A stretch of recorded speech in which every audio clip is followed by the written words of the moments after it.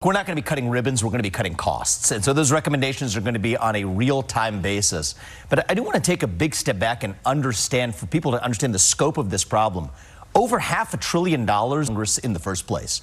The Pentagon has just failed its seventh consecutive audit, nearly $1 trillion of budget. They can't even tell you where it goes. So I think part of this is exposing for the public the extent of that rot and waste, but then to take steps first through executive action and then laying the groundwork for broader change through legislation as well to rein in that deficit, to rein in that budget. And more crucially, Maria, I know we're talking about this in terms of efficiency, but there's something deeper going on here. This is about restoring self-governance and accountability in America as well. Elected leaders, if they make the wrong decisions, voters have a great choice. You can vote them out and remove them.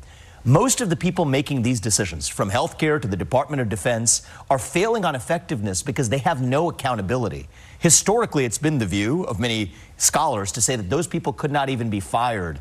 Now we take a different view with the environment the Supreme Court has given us in recent years, and we're going to use that in a pretty extensive way, Maria, to move quickly. All right, guys, so we got to talk about Vivek Ramaswamy, who has broken his silence on X after going silent for a few weeks on the platform due to the backlash he faced from the H-1 visa controversy that I really think got lost in the emotions of social media. Okay, a lot of people are saying they don't like Vivek anymore, that he's a traitor, that they don't trust him, and hey, fine, right? You can feel the way that you want to feel. Now, I personally don't feel that way, right? I feel like Vivek and also Elon Musk as well, too. I think their actual position on H-1B visas, again, got caught up, got lost in the emotions of social media because Vivek has come out and said before in the past that he believes that the H-1 visa program needs to be reformed, okay, which is something that a lot of people in the MAGA base agree with. A lot of the people who have come here through the H-1B system would tell you, as I would, that it is just a broken system no matter who you're seeking to serve. For example, you want to talk about special interests and lobbying?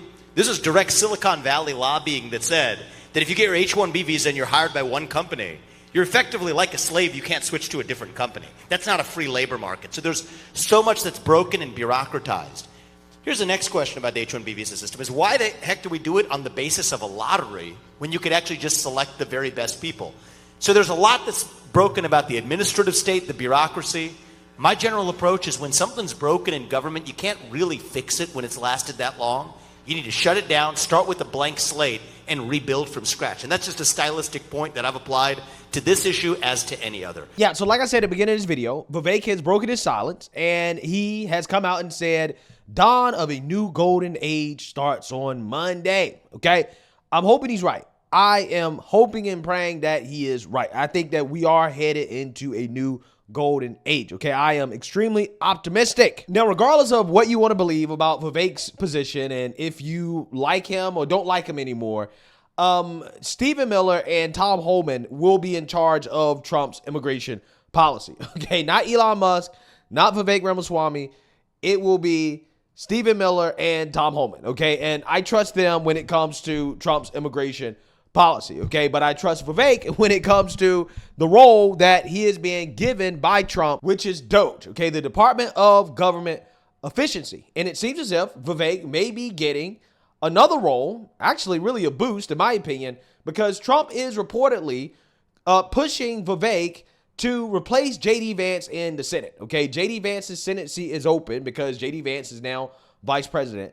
And Trump is saying, hey, Vivek, I want you to take his spot. Now, I want to talk about how the mainstream liberal media is covering this because I think they're covering this wrong, okay? They're trying to clown Vivek and Elon Musk and DOGE instead of realizing that actually this makes DOGE stronger, okay? But before I get into that, I want to talk about this hit piece here from the New York Times very quickly, okay? Because this is a narrative that the mainstream liberal media is going to push, right? They're going to be talking about how Elon and Vivek being involved with the government is going to potentially make them richer, right? There are conflicts of interest. Now, in my last video that I did about Joe Biden boohoo whining and crying about the oligarchy and the technocracy and the liberal media going along with it as well too, I told you guys that the approach that I want to take, okay, in Trump's administration is for people to do less boohoo whining and crying, right, about rich people possibly getting richer, okay, and to, I don't know, take advantage of whatever may happen, whatever benefits may occur during the Trump administration, okay? That, again, anybody can take advantage of if they simply just do some research and use the mainstream liberal media and their propaganda for your own benefit, okay? Because this article right here is written to push propaganda against Vivek, okay? And the New York Times argues that Vivek could potentially personally benefit by lobbying Trump to change policies that could benefit his companies, right? And again, I'm not saying that's going to happen. I don't know if that's going to happen, okay? I'm just saying that if it does happen, hey, maybe, just maybe, for the average person, you can put yourself in a position to benefit from it. Again, I'm not saying it's going to happen. I'm not saying that I want it to happen. I'm just saying this is how you use the propaganda for your own benefit, okay, from the mainstream liberal media. This is not investment advice. I'm not telling you to do this. I'm just telling you this is essentially how I go about trying to figure out, okay, well, how is it do I take advantage of the propaganda, right? So, for example, this article says, quote, Mr. Ramaswamy, who owns a stake currently valued at $600 million in a biotech company he started, has called for changes at the Food and Drug Administration that would speed up drug approvals. He could help shape energy policy to promote fossil fuels, making it more attractive for investors to put their money into an oil and gas fund, proactively called Drill, offered by his investment firm. Now, Drill is a passively managed energy fund by Vivek's asset management company called Strive. I personally have investments in Shock, which is their semiconductor ETF. Okay, I told you guys that, hey, there's going to be a lot of investments in AI and semiconductors because we're in the tech revolution. So I'm just saying that, hey, you know, if you want to take advantage of it, you may want to consider looking into the semiconductor industry. And if you don't know what to do, but you just want to be involved, consider a passively managed fund, okay, that essentially invests in the top semiconductor companies and go from there. I'm not telling you what to do, okay? It's not advice. I'm just saying this is the way I think about things, okay? And if he were to boost officials who embrace cryptocurrency, it may benefit his firm's new Bitcoin business.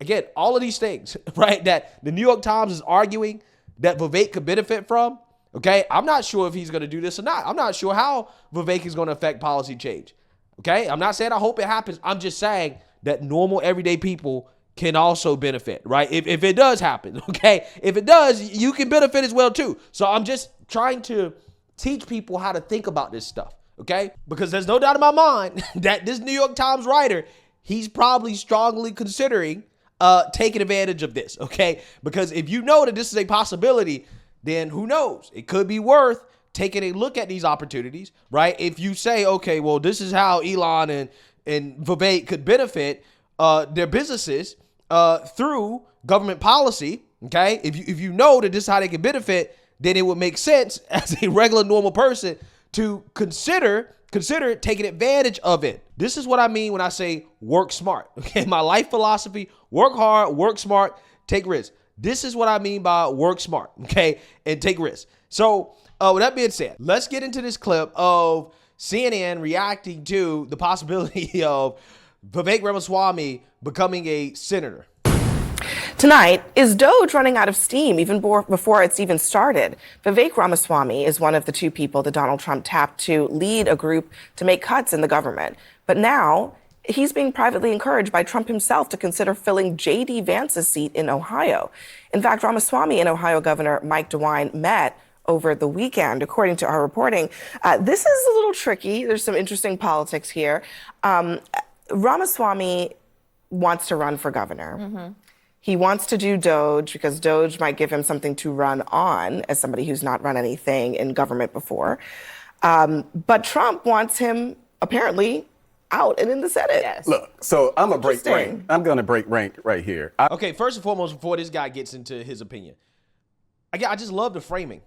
Well, Trump wants Vivek out of DOGE. And it's like, how is Vivek becoming a senator going to stop him from being a part of DOGE? If anything, it makes DOGE stronger because you actually have a voting senator. You actually have somebody who has a say on the budget, right? And a direct say, a voting say on the budget in the Senate, in Congress. If anything, it makes DOGE stronger. In fact, I argued before that I would like to see somebody like Vivek be the Speaker of the House. Well, why did I say that? Well, the argument that I made was that, well, if you have somebody from DOGE who's actually in Congress, then that makes the initiative, the project, even stronger, okay? Because you have somebody working on the inside. But again, it's just hilarious how they're framing this as, well, Trump is kicking Vivek to the curb, as if like Trump making Vivek a senator is like beneath him. Even though I do think that Vivek is probably too smart to be a senator, right? Or he's way smarter than an average senator, put it that way. I think he can do a lot more than be a senator, but at the same time, it's still like a pretty darn good position, especially if he still will be a part of DOGE, okay? I mean, he becomes a pretty powerful senator from day one, okay? So again, the framing here is just hilarious to me. I was never a fan of the whole idea of DOGE, Vivek Ramaswamy and Elon Musk. I understand that many people on the right, and that's why I said I'm a 3-time Trump voter, so they're going to call me a rhino or whatever. I never thought that this was a good idea, and I think that Elon Musk, with some of the things that Elon Musk himself has done, lying about the budget, claiming that there is some money for a stadium in Washington, D.C., that just literally was not true. So I don't trust the guy. Just me. I don't trust Elon Musk. I wrote an article about him, about the problem with the GOP has with someone like Elon Musk. There goes the Twitter account. Literally, I just got my Twitter account back today because I was critical of Elon Musk, and I just was off of restriction today before I came into the free show. Speech. But guess what? You're back on it tonight. Yay for free speech. I don't have a following. Nobody follows me. Trust me. So, follow him. But what I will say about this with Vivek Ramaswamy, you know, I was critical of Vivek Ramaswamy because I felt as if he ran during the primary as basically a surrogate for Donald Trump. So I'm not a fan of Vivek Ramaswamy. I think that there is a need for an effort like DOGE, but the fact that Donald Trump is now saying, well, maybe Vivek Ramaswamy, you can be a senator, that means that he has questions about DOGE let me just play. No, it doesn't. No, it doesn't. Not at all, right? Not at all, because they've already been doing the work. Elon and Vivek have already been setting the groundwork to go ahead and start the DOGE initiative. What are these people talking about, right? They're acting as if Vivek being a senator means that he can't be a part of DOGE. That's not what that means. Now, again, ultimately, who knows? Maybe he could get appointed as a senator and he may step away from DOGE. I don't know that, but I don't think that it is impossible for him to do both at the same time, right? I really don't. Also, on top of that, imagine being a conservative and saying, well, I'm not a fan of DOGE, right? I'm not a fan of trying to make the government more efficient. But who knows? He could be saying that because he's not a fan of Elon Musk and he's not a fan of Vivek Ramaswamy, whatever. But I'm just saying, like, politicians, specifically conservative and Republican politicians, for years have been talking about doing something like this, and they haven't done a damn thing. So, in my opinion, I would much rather have businessmen come in, regardless of whether or not you like or dislike them. I think there's a better chance of something getting done when you have somebody like an Elon Musk or Vivek Ramaswamy involved than a politician, right? So, I mean, I'm just saying, if it doesn't get done with this initiative, then there's probably not much hope that we will ever make any type of real significant cuts. But this is probably the best shot that we got. We have a much better shot than these Republicans come out here and promising to do it every single year, and then they end up doing nothing. I'm just saying, right? The politicians aren't going to do it. Why not let businessmen be involved? Just to your point, Sure. actually, because I think there's been some DOGE erosion happening for a while now. Elon has been walking some of this stuff back. How much do you think we can rip out of this wasted $6.5 trillion Harris-Biden budget?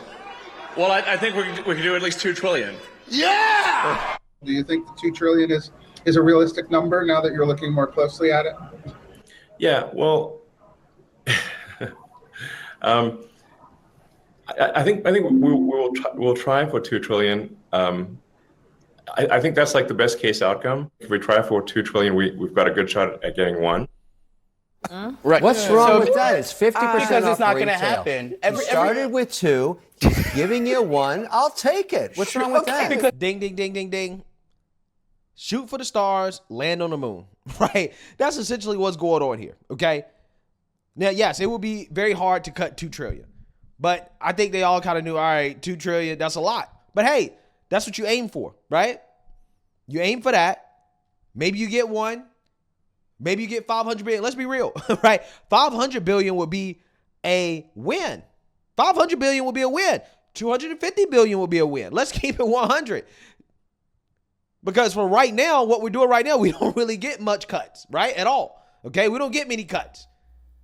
So, I mean, we could get 250 billion. If we could get 500 billion, hey, I would consider that to be a moderate success. Better than what we got going on now, right? So, hey, I don't have a problem with Elon lowering expectations or whatever because, I didn't think they were going to actually really cut $2 trillion. But again, that's just how it works. I mean, that's just what it is. You again, shoot for the stars, land on the moon. It's not real because it's never going to happen. Every 4 years, some very smart businessman comes in and is like, I'm going to reform the government, cut all the spending. And then they realize it's a lot lot more difficult than just saying it. Remember Rex Tillerson? Do you think the effort's worth? He was the head CEO of Exxon. Does the effort have merit? I think there are real problems, but Yes. just because you're good at business doesn't mean you're good at government. This is what I think is happening. Well, you're not answering the question. Wait, here's what I think is happening actually with Vivek, okay? He's smart to get out before the thing goes belly up. Vivek is a climber. He's like, I'm going to go where I think I can prosper, right? He ran for president, and then when he knew he was never going to win, but then he used that as an opportunity to get close to Donald Trump. And then it's getting close to Donald Trump, and he's like, put me on DOGE. And now he's like, DOGE isn't going to go anywhere, so let me go back to Ohio. He's lucky if he gets appointed because the likelihood of Vivek getting elected in my home state of Ohio is very slim. I can't believe it. An ambitious man. No. I'm just saying. Oh, that's horrible. But it's not, he's ambitious, but he's not actually accomplishing anything in his ambition. Wait a second. What happens if he ends up in the Senate? He's not accomplishing anything in his ambition. Again, I love how these communists, these socialists who haven't built a damn thing in their life, love criticizing people who actually have built things, right? Again, it's amazing how that works. They love to criticize people who've actually been successful outside of politics, right? I'm talking about doing more than just talking about politics. I'm talking about actually building things, okay? Employing people. They love criticizing these individuals. But yeah, what have they done? What has this woman done? Okay? What has she done? Not a damn thing. But in regards to whether or not Vivek could actually get elected in Ohio, I don't see Vivek as that much different from a political philosophy perspective than J.D. Vance. I think they're in the same lane. With his recent controversy, I think that, yeah, today I think it would be somewhat difficult for him to actually get elected. But in a few years, I don't think it's really going to matter, okay? Because he'll have plenty of opportunities to redeem himself. I have faith in Vivek that he's going to do the right thing, that he's going to be fine at the end of the day. But, as of right now, I think that the controversy makes it a lot harder for him to actually get elected. So him being appointed could be a good thing because it could set him up to run for governor of Ohio, which is where he really wants to be honest with you. That's where he really needs to be. Well, if he ends up in the Senate, he ends up because he's getting appointed, right? Not because he's elected. Okay, I'll tell you what I think is happening. I think this is actually brilliant by Donald Trump because I'm getting the idea that Trump finds Vivek slightly irritating. Yes, right. He's like a gnat. He's like that annoying, over-enthusiastic little nerdy kid going, "Pick me." And so he would get Vivek to get rid of Vivek. Put him in the Senate. Well, he'll be a reliable vote. But then what does that leave Elon? Just running DOGE by himself? He's got the little baby. Go away. Abby, how long have you been covering Washington? These people are so silly to me. They obviously didn't read the story. If Trump is encouraging Vivek to take the Senate seat, I don't understand how do you come away with the conclusion that Trump is trying to shush Vivek away, as if Vivek being a part of DOGE is going to be a position in which he would be bothering Trump every single day, right? I don't think that is what DOGE would entail, right? I think DOGE would entail him actually, working on trying to find spending cuts, okay? If anything, I think being a senator actually would make it more likely for Vivek to be bothering Trump because Vivek actually has a vote in the Senate, right? He has a vote, a say on what legislation is passed and what legislation is not passed, which means he would have to work closely with the president, okay, to accomplish the agenda. So again, I'm not coming away with the same conclusions that these people are coming away with. because these people are trying to divide the Trump administration, right? They're trying to play up a divide. They've been trying to do that with Trump and Elon Musk, and that clearly is not the case, okay? Because Trump and Elon Musk are still hanging out together, right? I mean, they're attached at the hip, despite all the reports of Trump's annoyed with Elon. Trump doesn't like the fact that Elon is always around. But yet, Trump is not the type of person that if he doesn't like you, he's going to come out and pretend like he likes you when he don't like you. Like, Trump ain't that type of guy, right? If he didn't like Elon, you would know. Like, he would straight up tell you, I don't like Elon, right? I mean, I'm just saying, I am just assuming that their relationship is good until Trump comes out and says our relationship is not good. Everything else is just BS. And watching businessmen come in and being like, I'm going to fix it. And then they get in and it's like, oh, it's difficult. Forget about it. It's a lot harder than you think. You did not answer the question. Is it worth scrutinizing government spending from an outside set of eyes? Yes or no? Kevin, not those two. No. Hold on. What about one of them? Hold on, Kevin. Yes. The answer to your question is absolutely. But you cannot skirt around the mandatory spending in the budget. If you're going to do it, you have to address the fact that there is mandatory spending and it needs to be reformed, and that Congress and the politicians have to have the guts to do it, and they are not. You cannot tell me there willing isn't to do fat in government. It drips with fat. I get it. There are a lot of ways. 100%. There are hundreds of billions of dollars in waste, fraud, and abuse that can be stripped from the government without even touching mandatory spending, right? And if DOGE can do that, right? If they can cut $250 billion in just the fat and the waste, okay, that's a win. That's a W in my opinion. It's a small W, but it's a W. It gets us in the right direction. And then you go from there. So I think that's realistically probably what's going to happen. Hopefully that's what happens, right? At the very least. But I personally believe this move to potentially have Vivek become a senator, I think that strengthens DOGE, okay? And I don't think it's what the mainstream liberal media is trying to play it up to be, which is Vivek leaving DOGE or Trump trying to get rid of Vivek. I don't think that's what it is. I actually just think it is Vivek being put in a position where he can have more power and influence, being a part of DOGE, but actually having a say in Congress where it actually matters, because ultimately Congress has the final say. And if he's there and a part of DOGE, then it just makes DOGE more powerful. So let me know what you guys think. Make sure you like, comment, and subscribe. Most importantly, share a Black conservative perspective. Peace.